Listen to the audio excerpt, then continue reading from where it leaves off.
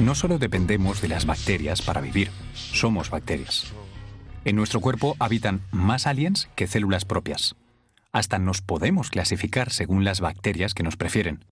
El gastroenterólogo Francisco Warner ha descubierto algo de la flora intestinal que podría dar un vuelco a la medicina. El dentista José Nart estudia la importancia de muchas bacterias de la boca. Los microbiólogos Carles Padrós Alió y Ricardo Amils reconstruyen la estrecha relación entre las bacterias y la vida en este planeta. Ana Dumitriu busca en las bacterias material para el bioarte. A todos ellos les preguntamos. ¿Qué les debemos a las bacterias? Bueno, están en el origen de nuestra vida. Les debemos por un lado protección y por otro lado enfermedad. Sin las bacterias no existiríamos, por tanto se lo debemos todo. Todo. La vida, la existencia.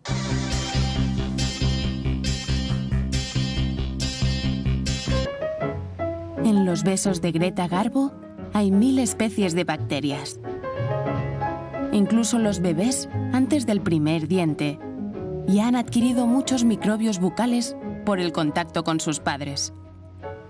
Somos un zoo andante. Los microbios habitan en nuestra piel, los pies, las axilas, los intestinos, y los necesitamos. Se les considera un órgano más que además aportan una riqueza genética que nosotros no tenemos. O sea, nuestro genoma, el genoma humano, tiene unos 25.000 genes y los genes de las bacterias que conviven con cada individuo son unos 600.000, o sea, que aportan muchas funciones. Y estas funciones nos sirven sobre todo para la nutrición y también para el desarrollo del sistema inmune, para que el sistema inmune aprenda a tolerar y aprenda a rechazar cuando hay un riesgo. El intestino es como una selva, en la que no habría plantas sin insectos que las polinizaran. De la misma manera, si en el intestino desaparecen algunas especies de bacterias, no se cumplen bien ciertos procesos. Las bacterias tienen una capacidad de mandar señales, sobre todo al epitelio intestinal, y entonces las células del epitelio intestinal expresan unos genes u otros. O sea, cada una de nuestras células tiene estos 25.000 genes humanos, pero no los expresamos todos a la vez, depende de lo que hay en el ambiente, ¿no? Pues una de las cosas más interesantes es ver cómo la presencia de una determinada bacteria hace que se exprese un gen o no. Cada día, según lo que comemos, un 20% de la microbiota intestinal cambia. Pero la mayoría de bacterias son permanentes y se ha descubierto que toda la humanidad nos dividimos en 3 grupos según las que tengamos.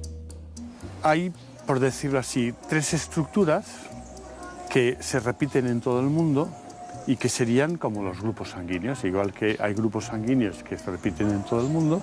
La estructura del grupo, el enterotipo Prevotella, es más frecuente en vegetarianos, en África, es más frecuente en poblaciones indígenas de Sudamérica. Probablemente es una estructura mucho más antigua y tradicional.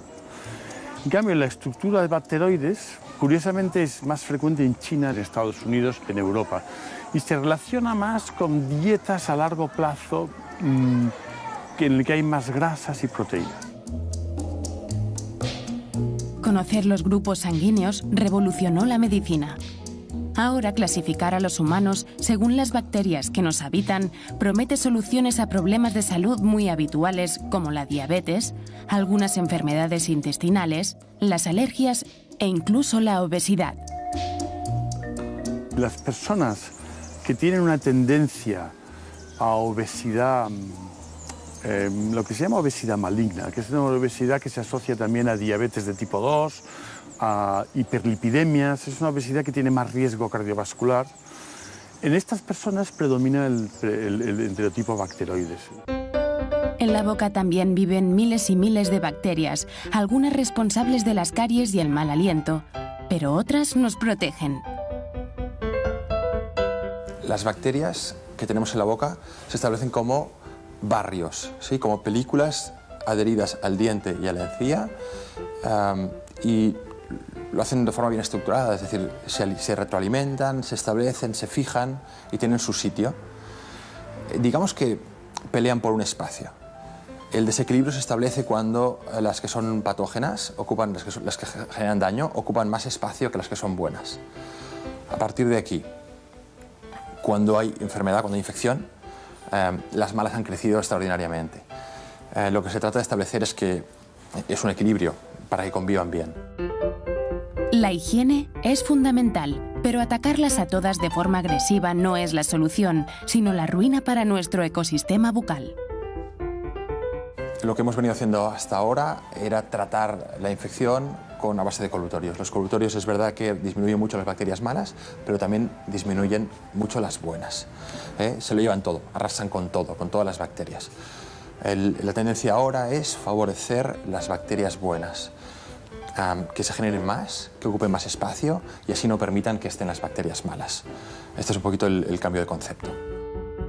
No está claro si con un beso se pueden combatir las bacterias o si por el contrario, en el intercambio de fluidos se escapan las que provocan las caries. Sea como sea, ni sin besos ni sin bacterias podemos vivir.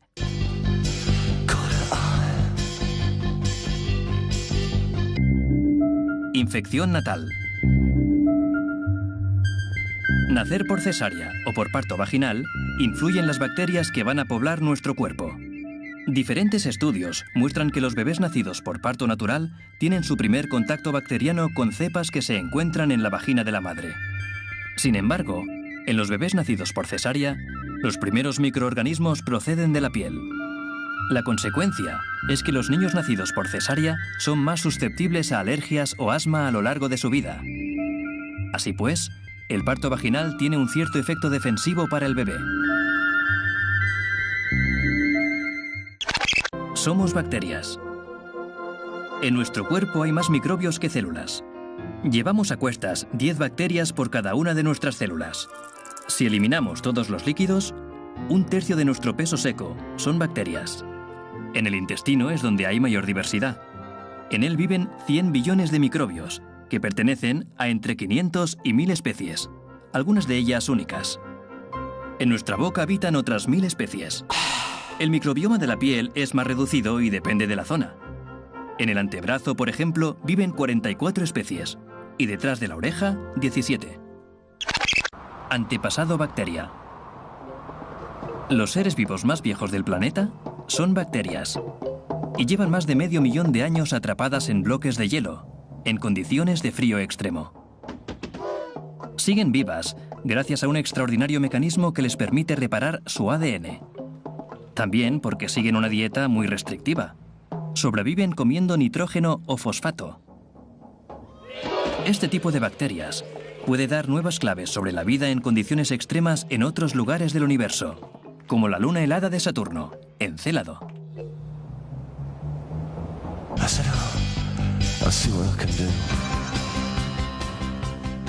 Arte, bioarte, bacteria, arte, tuberculosis, arte. Las bacterias que estudiamos en medicina atacan, o nos enferman o nos salvan. En arte, sin embargo, la tuberculosis puede convertirse en una expresión de lo romántico. De todo esto vamos a conversar con la artista o bioartista Ana Dumitriu. Jugar con bacterias. Quiero preguntarte por tu trabajo. Sé que impartes muchos talleres en los que usas bacterias y tinturas naturales. Cuéntame un poco sobre eso. Bueno, en el taller del Museo Picasso que hemos hecho ya en varios países, hacemos nuestras propias tinturas con productos del supermercado, es decir, con cosas muy accesibles para el ciudadano científico. Luego cogemos fragmentos de tela y les colocamos cosas que la gente pueda pensar que son antibióticos o antimicrobianos. Y en este caso, como hablamos de tuberculosis, usamos cáscara de nueces y raíz de rubia, que es la tintura más antigua que se conoce. Es un rojo rosado que se ve en muchos tejidos antiguos en los museos. También usamos azafrán, que les da ese tono amarillo.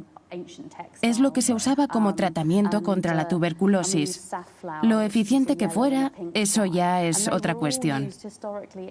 También colecciono especias, hierbas y cosas que la gente cree que son antimicrobianas. Y les dejo que hagan sus propios experimentos. Creo que hay una gran división entre lo que se lleva a cabo en el laboratorio y lo que pasa en nuestras vidas diarias. Sobre todo por el marketing que impide a la gente aprender porque les dan mensajes muy ambiguos. No es que ahora todas las bacterias sean buenas o ahora todas malas. Es una situación muy compleja. Y lo que la gente necesita son herramientas para entender la diferencia, para ser críticos ante los mensajes del marketing y otros.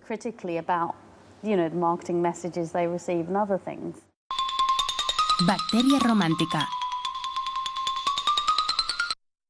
Algo que ha llamado mi atención es que hablas de la enfermedad romántica cuando hablas de la tuberculosis. ¿Por qué la llamas así? Bueno, porque históricamente se ha pensado así sobre esta enfermedad. ¿Pero qué tiene de romántico la tuberculosis? Casi como que estuvo de moda la tuberculosis. Ahora es considerada una enfermedad de pobres, pero en esos tiempos era muy común. Y la gente pensaba que si tenías tuberculosis, eras una persona sensible al tiempo, a la climatología, una persona que se estresaba, muy artística. Muchos de los poetas románticos la tuvieron, como John Keats. También muchos escritores famosos murieron de tuberculosis. Algunos compositores. Por eso ha tenido esta extraña asociación con la creatividad a lo largo de la historia. Hay textos que comparan la creatividad y la tuberculosis, sugiriendo que es la infección causada por la creatividad.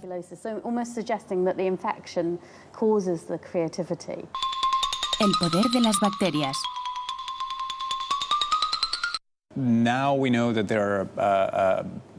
Ahora sabemos que hay algunas bacterias en los lácteos, por ejemplo, que pueden influir en cómo pensamos en nuestro cerebro a través de los receptores GABA en nuestro cerebro. Tal vez podría haber algo cierto en eso que dices.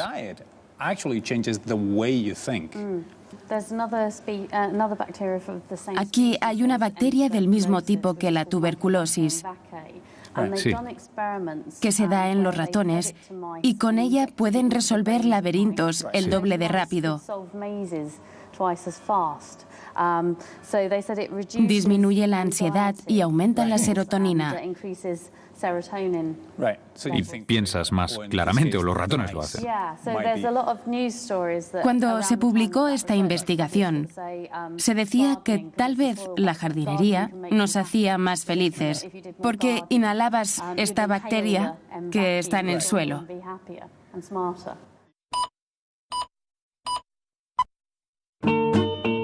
Bacteriografías. Las bacterias también sirven para fotografiar famosos. Las bacteriografías son una creación del microbiólogo y fotógrafo Zachary Kopfer, que en su estudio laboratorio ha puesto a trabajar a los microbios para que plasmen retratos pop de personajes famosos. Para conseguir que las bacterias se organicen, lo primero que hace el artista es transformar la imagen en puntos y así obtener un negativo que se impregna con una fórmula secreta que despierta la vena artística de las bacterias. Al impregnar con ella una placa de laboratorio e irradiarla, Zachary consigue que los microbios se pongan de acuerdo para crear una obra colectiva.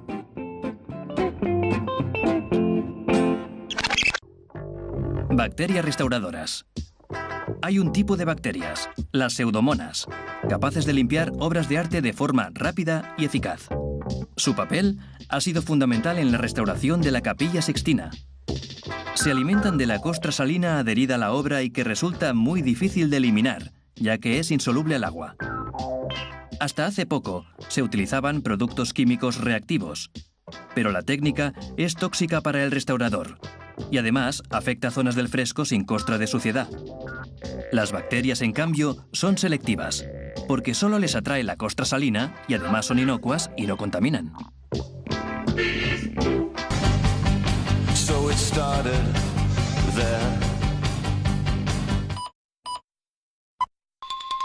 Belleza. Hay una belleza que intranquiliza en tu trabajo. ¿Por qué es bello? No sé, supongo que debería disgustarme, ¿no? Al fin y al cabo es una bacteria que causa enfermedades. Esta tensión es muy interesante. Sí, yo creo que todo mi trabajo tiene eso. Recorre la gama completa de experiencias estéticas. Creo que eso es lo que falta, o se sugiere que falta, en la manera de comunicar la ciencia. Porque no todo el mundo entiende la ciencia a través de hipótesis y cosas así. ¿Podría ser la belleza un modo? Sí, la belleza y la idea de lo sublime, de lo sorprendente, de lo terrorífico. El ser chocado por algo bello o terrorífico o desagradable. Eso forma parte de la experiencia estética. Y creo que todos entendemos el mundo, también los científicos, a través de nuestras facultades estéticas, además de, por supuesto, nuestras facultades intelectuales. Eso es una experiencia más del bajo vientre. Quién sabe, quizá es precisamente de nuestras bacterias intestinales. Pero la gente quiere entender el mundo a través de estas facultades también. Amor.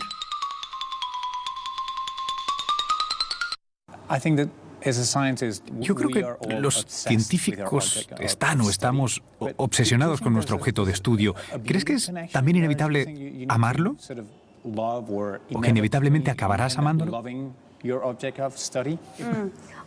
Bueno, creo que no haya diferencia entre amor y obsesión. Creo que es más la obsesión. Creo que muchas veces los científicos no aman las cosas que estudian. Pero sí hay una fascinación.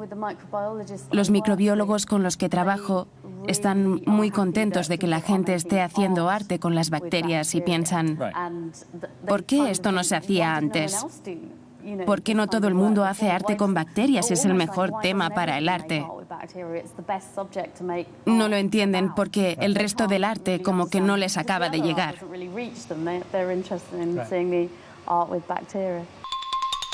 Palabras.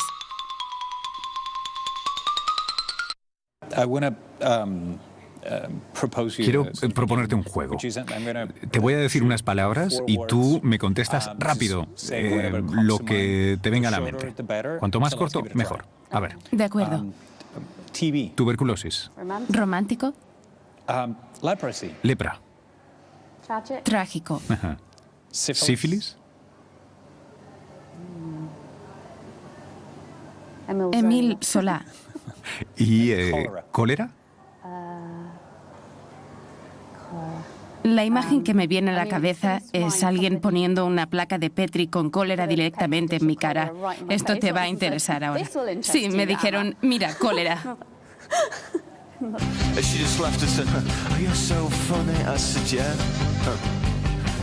El idioma de las bacterias. Las bacterias utilizan diferentes idiomas para comunicarse. En lugar de palabras, usan moléculas que segregan como señal. Así, se organizan como auténticos ejércitos.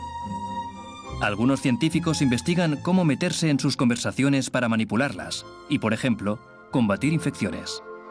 La gramática que utilizan a veces está formada por toxinas, otras veces por pigmentos y otras producen luz, lo que se conoce como bioluminiscencia. Phillips está comprendiendo su idioma para conseguir que iluminen una casa. Queso de famoso. A quienes les guste mirarse el ombligo, deben saber que si tienen pelusilla, las bacterias que contiene sirven para hacer queso. Lo ha demostrado la bióloga y artista del MIT, Cristina Agapakis. Ha hecho quesos con bacterias de la nariz, de la piel, de lágrimas y del ombligo de varios famosos. En total, ha creado 11 quesos únicos que tienen algo de humanos. Así, ha podido demostrar que los lactobacillus que nos habitan son los mismos que se encuentran en los alimentos. No es extraño que ciertos olores del cuerpo y del queso se parezcan. Oxígeno para todos. El planeta Tierra es como es gracias a las bacterias. Fueron las primeras en poblar el planeta y hacerlo respirar. En tiempos remotos, el planeta azul no era tan azul y para muchas especies era aún inhabitable porque no había oxígeno. Hoy, una cuarta parte del aire está compuesta por este gas con el que llenamos nuestros pulmones y sin el que los humanos no podríamos vivir. Y está aquí gracias a las bacterias. Claro, las bacterias fueron las responsables del primer gran cambio global, que fue esa transformación completa de la atmósfera, de una que para nosotros sería completamente irrespirable a una en la que nos desenvolvemos pues, con facilidad. Entonces, aproximadamente hace unos 2.800 millones de años o así, empezó a haber pequeñas cantidades de oxígeno. Y finalmente, el gran evento en el que la atmósfera pasó de ser anaeróbica a tener oxígeno, se calculó que fue aproximadamente hace unos 2.300 millones de años. Hasta que no hubo oxígeno y una atmósfera, las únicas formas de vida posibles vivían bajo tierra. Que al no haber oxígeno, no había en la atmósfera una capa de ozono que protegiera de la radiación y por lo tanto pues ahí incidía la radiación ultravioleta con sus aspectos negativos, que sobre todo pues la de producir mutaciones en los ácidos nucleicos y también la de producir condiciones oxidantes y radicales que son muy reactivos y que alterarían pues las proteínas, los aspectos funcionales de las células. Nuestra hipótesis de trabajo es que la vida surgió en el subsuelo por dos razones. Una, porque ese tipo de vida existe y la conocemos y la estamos estudiando, y dos, porque vivir en el subsuelo protegía de problemas que había en la superficie. Comerse las piedras. Eso es lo que hacían las bacterias que vivían sin oxígeno bajo tierra y con un calor extremo. Pero llegó un momento en que salieron a la superficie y en el mar aparecieron las primeras que fueron capaces de hacer la fotosíntesis. En el momento que las cianobacterias inventaron la fotosíntesis oxigénica, en la atmósfera no había oxígeno. Los gases que había eran, por ejemplo, metano, CO2, nitrógeno, etc. Los minerales que había en la corteza terrestre tampoco estaban oxidados. Entonces, este primer oxígeno que apareció, lógicamente reaccionó con estos gases y, por ejemplo, de metano se formó CO2, el hierro está reducido pasó a formar estas masas bandeadas de hierro oxidado. Es decir, que mientras hubo sustancias de este tipo capaces de absorber el oxígeno, pues la concentración de oxígeno libre en la atmósfera no aumentó mucho. Y esto es un periodo que duró casi 1.000 millones de años. Además había subidas y bajadas y cambios, y ahora había más y luego había menos. Pero llegó un momento que esas sustancias ya estaban todas oxidadas. Entonces, claro, todo el oxígeno nuevo que se produjera, ese sí que ya podía contribuir a generar oxígeno en la atmósfera. Así fue como gracias a las bacterias se inventó la respiración, sin la que hoy nosotros no podríamos vivir. Y bueno, pues una de las grandes consecuencias del invento del oxígeno es la invención de la respiración aerobia. Es decir, muchos de esos microorganismos que oxidaban la materia orgánica empiezan a utilizar el oxígeno como aceptor de electrones. Eso lo que hace es disiparlo. Y eso, pues probablemente una interpretación es que se inventó la respiración aerobia para eliminar una elevada concentración de oxígeno. Pero conforme la fotosíntesis va teniendo más éxito, pues claro, la producción de oxígeno es mucho mayor y bueno, pues llegamos a hoy en día. Hoy en día tenemos en nuestra atmósfera 21% de oxígeno, que es muy bueno para los seres vivos complejos porque lo necesitamos para respirar. Pero no es demasiado bueno para todos los que al oxígeno no pueden ni verlo. Esa barra libre de oxígeno fue una oportunidad a la que otras formas de vida supieron sacar partido. De hecho, los seres vivos eucariotas, por ejemplo nosotros, lo que hemos hecho ha sido el mayor rapto y esclavitud de la historia. Porque lo que hemos hecho ha sido, las plantas han raptado a cianobacterias que sabían hacer esa fotosíntesis y las tienen en forma de cloroplastos, y eso es como hace la fotosíntesis. Es decir, no la hacen las plantas, lo hacen las cianobacterias que tienen dentro. Y en nuestro caso, la respiración, es decir, el saber aprovechar ese oxígeno, también hemos raptado a un tipo de bacteria que es el que descubrió cómo utilizarlo y lo tenemos en forma de mitocondrias en nuestras células. O sea que los seres eucariotas somos unos ladrones. La capacidad adaptativa de las bacterias es lo que ha hecho que muchos crean que si algún día se encuentra vida en otro planeta, sean bacterias. Del mismo modo que probablemente nuestro planeta no existiría sin ellas.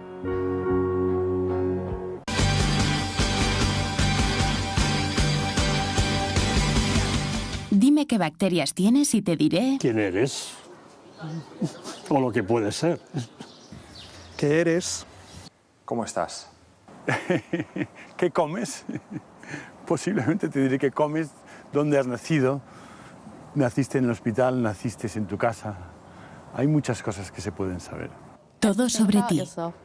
Hay muchas formas de autorretrato, pero ahora mismo Luis dibujaría a Luis como una nave colonizada por millones de microorganismos. A veces el arte es tan relajante y necesario. A